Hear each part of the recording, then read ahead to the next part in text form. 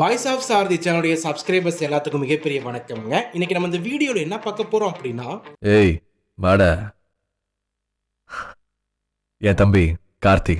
நடிகர் கார்த்தி தன்னுடைய 48வது பிறந்த நாளை செலிப்ரேட் பண்றாங்க. இந்த சமயத்தில் இவர் நடித்த படங்கள் எப்படிப்பட்ட படங்கள், என்ன மாதிரி ரோல் ப்ளே பண்ணியிருக்காரு, தமிழ் சினிமாவில் இவர் ஏன் முக்கியமான ஹீரோ அப்படிங்கிறத பார்க்கலாங்க. ஃபர்ஸ்ட் 2004 மணிரத்னம் டைரக்ஷனில் ஆயுத எழுத்து படத்தில் பார்த்தீங்கன்னா ஒரு அசோசியேட் டைரக்டராக ஒர்க் பண்ணுறாங்க. அந்த படத்தில் ஒரு சீனில் தலை காட்டிட்டு போவார் நடிகர் கார்த்தி. அதுக்கப்புறம் 2007 பர்த்திவீரன் படத்தில் தான் இன்ட்ரோ ஆகுறாரு. சூர்யா சார் தான் அதை அறிமுகப்படுத்தியிருப்பாங்க. சரிங்களா, இது என்ன விஷயம் அப்படின்னா, ஒரு படத்தில் ஹீரோ நடிக்கிறதுக்கு ஒரு அடிப்படையான விஷயம் அதோடைய பிசிக் கரெக்டாக இருக்கணும், ஒரு பாடி லாங்குவேஜ் கரெக்டாக இருக்கணும், பார்க்கறதுக்கு ஸ்க்ரீனில் லுக்காக இருக்கணும், ப்ரெசன்ஸ் நல்லா இருக்கணும், அந்த மாதிரி விஷயங்கள் முக்கியமானதாக இருக்கும்ல.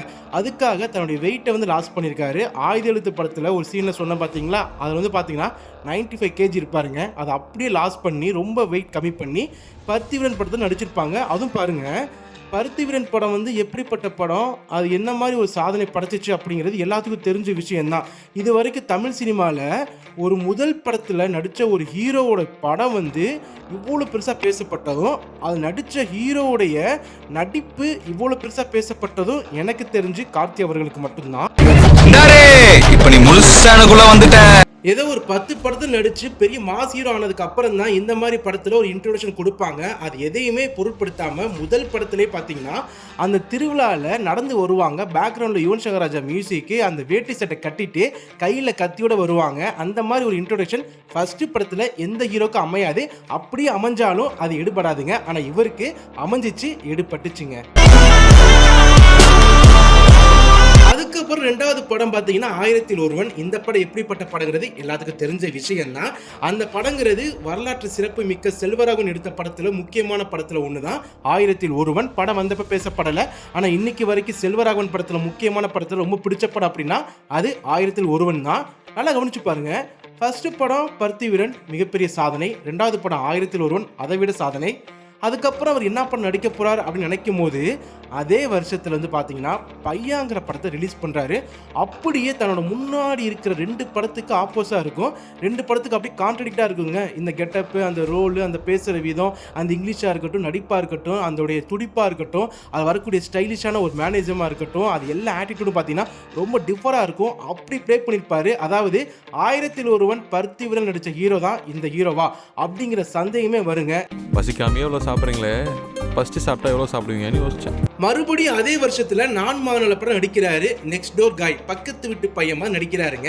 நல்லா கவனிச்சு பாருங்க. நான் மகனால நல்ல கமர்ஷியல் படம், சென்டிமெண்ட் இருக்கும், காமெடி இருக்கும், ஹியூமர் நல்ல ஒர்க் அவுட் ஆகிருக்கும், சூப்பராக காமெடி பண்ணியிருப்பாரு அந்த படத்தில்.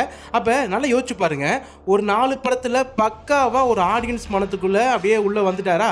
5வது படம் அதே 2010 சிறுத்தை ஒரு படம், எவ்வளோ பெரிய மாசான கமர்ஷியலான ஒரு படம், அதாவது ஒரு ஆக்ஷன் ஹீரோ அப்படிங்கிற பேர் வாங்கிட்டாருங்க. அந்த படத்துலையும் சேம் அதே மாதிரி தான். அந்த 4 படத்தில் என்னென்னலாம் இருந்துச்சோ அதையும் ஆட் பண்ணிக்கிட்டாரு. புதுசாக ஒரு ஆக்ஷன் ஹீரோவாக உருவெடுத்துக்கிட்டாருங்க. அப்போ எந்தெந்த தகுதி இருந்தால் தமிழ் சினிமாவில் முக்கியமான ஹீரோ வர முடியுமோ அந்தந்த தகுதியை 5 படத்தில் வளர்த்துக்கிட்ட முதல் ஹீரோ கார்த்தி தாங்க.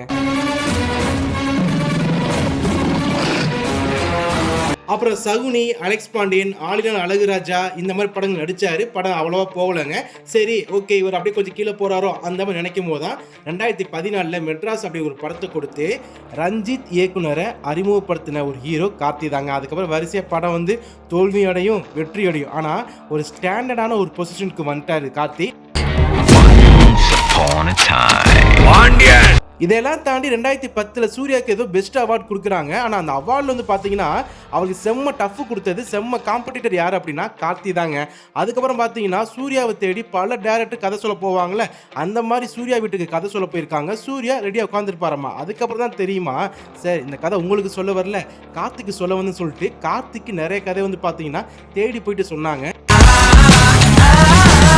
இன்னைக்குள்ள தமிழ் சினிமா பொசிஷன்ல இந்த மாதிரி ஒரு ஸ்டாண்டர்ட்ல பாத்தீங்கன்னா ஏ சென்டர் கைஸை பிடிக்கிறது பெரிய மேட்டர் கிடையாது.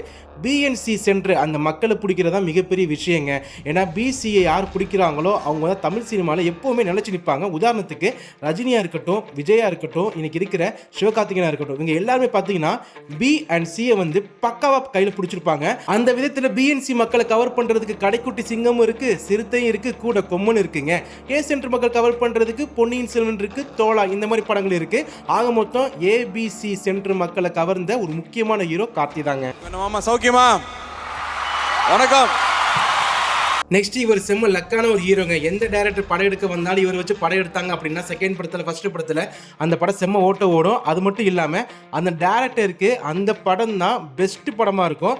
உதாரணத்துக்கு லோகேஷோட பெஸ்ட் படம் தான் கைதி, ரஞ்சித்தோட பெஸ்ட் படம் தான் மெட்ராஸ், வினோத்தோடைய பெஸ்ட் படம் தான் தீரன் அதிகாரம் 1, சிறுத்தை சிவாவுக்கு பெஸ்ட் படம் சிறுத்தை தான், வம்சிக்கு தோலா, லிங்குசாமிக்கு பையா, செல்வராகவனுக்கு 1000ல் ஒருவன், அதுக்கப்புறம் பிரேம்க்கு மெய்யழகன் படம் வரும்போது பெருசாக தேட்டரில் யாரும் கொண்டாடவே இல்லை. ஆனால் ஓடிடியில் வந்ததுக்கப்புறம் பெருசாக கொண்டாடினாங்க, பெருசாக பேசினாங்க. அது மட்டும் இல்லாமல் நம்ம தெலுங்கு ஹீரோ நானிக்கு ரொம்ப பிடிச்ச படம் கடந்த 10 வருஷத்தில் மெய்யழகன் தாங்க. அது அவரே ஓப்பனாக சொல்லியிருக்காரு. ஸோ இந்த மாதிரி பல விஷயங்களையும் பல சாதனைகளையும் தமிழ் சினிமாவுக்கு புது புது விஷயங்களையும் புது டைரக்டர் கொண்டு வந்த ஒரு முக்கியமான ஹீரோ கார்த்தி தான்.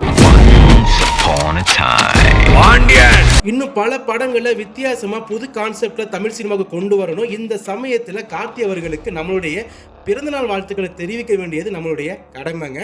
ஸோ இதெல்லாம் டக்குன்னு தோணுச்சு பட்னு சொல்லிட்டேன். சேனல்ல சப்ஸ்கிரைப் பண்ணாதவங்க சப்ஸ்கிரைப் பண்ணிடுங்கப்பா.